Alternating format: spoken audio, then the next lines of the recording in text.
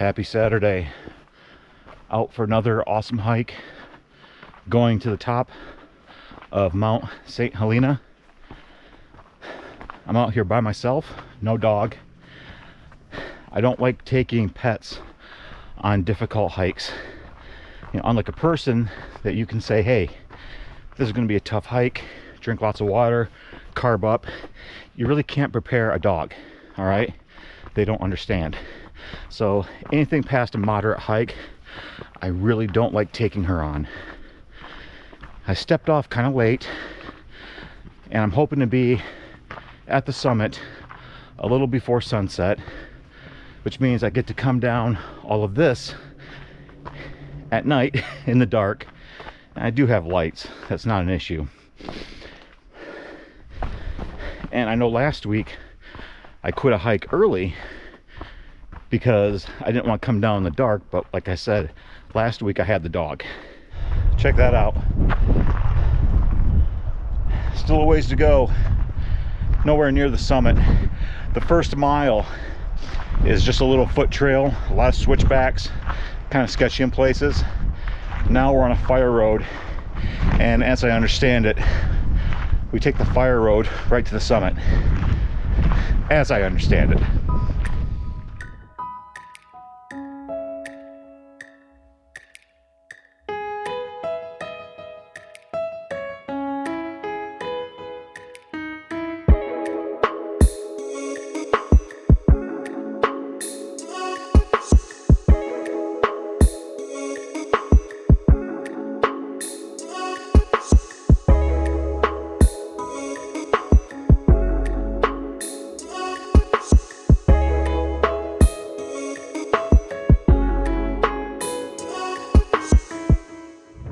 That's it. Way up there.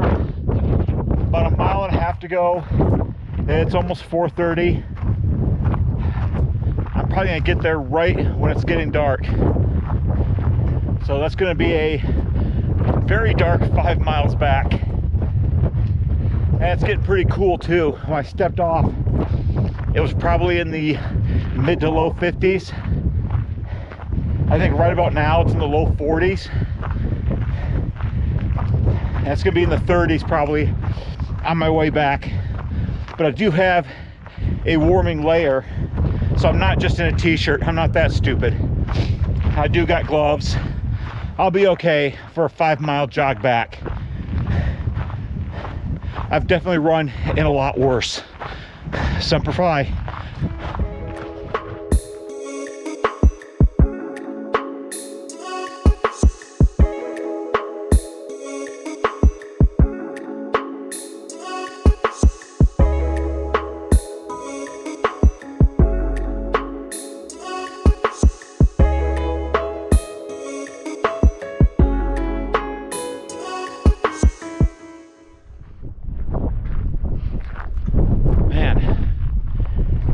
Just under 2 hours, about 1 hour and 56 minutes, I managed to cover 5.2 miles and just over 3,000 feet elevation, according to All Trails.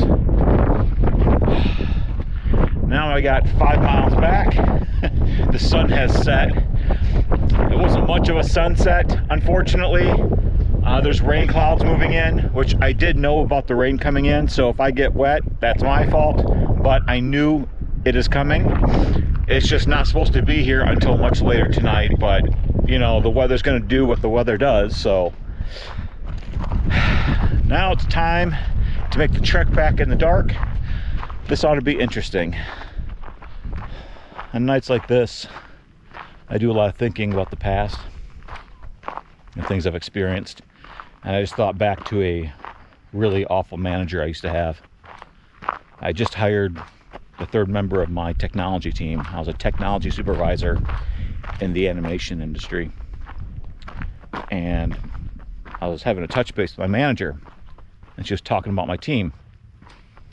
She said, I'm really surprised by you. I said, why is that? She's like, well, you hired 3 women. My team was all young women. I said, yeah, I did. They were the best candidates for the job. She's like, oh, it just surprised me because you're a military veteran. And I didn't think you would hire women. And you've hired 3. What? Pretty annoyed by that comment. I explained to her why I selected my candidate. I have good reasons for selecting all of them. They're great kids. I'd hire them again. Those 3 were the 3 best things that happened to me while I was in that company. Hands down. So after I get done explaining my side, my idiot manager says, she goes, I have to commend you. You're so good at hiring people. She goes, I don't know what it is. Like, everyone that works for me just quits. Like, it always ends badly. What? You would actually admit to that? And guess what happened? Yeah, it kind of ended like shit between us. Yeah. People. They can really suck sometimes. And here we are at the fork.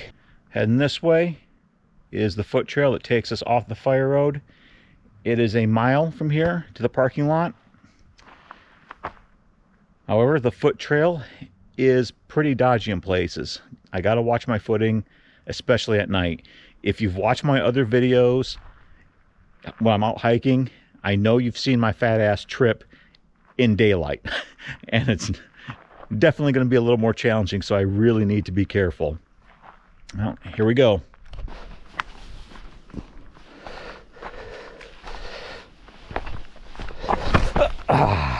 Shit.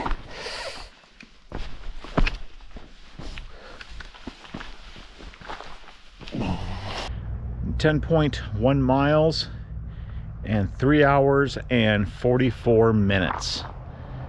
All Trails estimates the average time to do this trail is 5 hours and 10 minutes. So I think my fat ass did a pretty damn good job. If you're wondering, yes, my knees are hurting, especially my left knee. It's the downhill. Uphill I'm awesome at. I really am. People that hike with me, when I do hike with people, which isn't often, are surprised because, you know, obviously I don't look like an athlete, but they're very surprised about my speed and my endurance when going uphill. The downhill always kills me.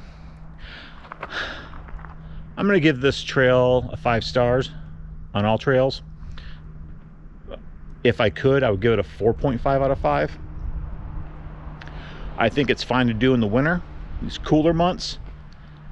There's no shade up there. So during the summer, knowing how hot it can get, I think you would bake. So unless it's an unusually cool day and you're starting early in the morning, I would not recommend this in the warmer months. It's a little over 10 miles. 2 miles of it, because it's an out and back, is the 1 mile foot trail. If this whole thing was a foot trail to the top, it'd be insufferable. So I'm glad that 80% of it is a service road. It makes it tolerable. Otherwise, if it was like that foot trail, forget it. I could not have done it today. Well, thanks for tuning in, and I'll see you again next time.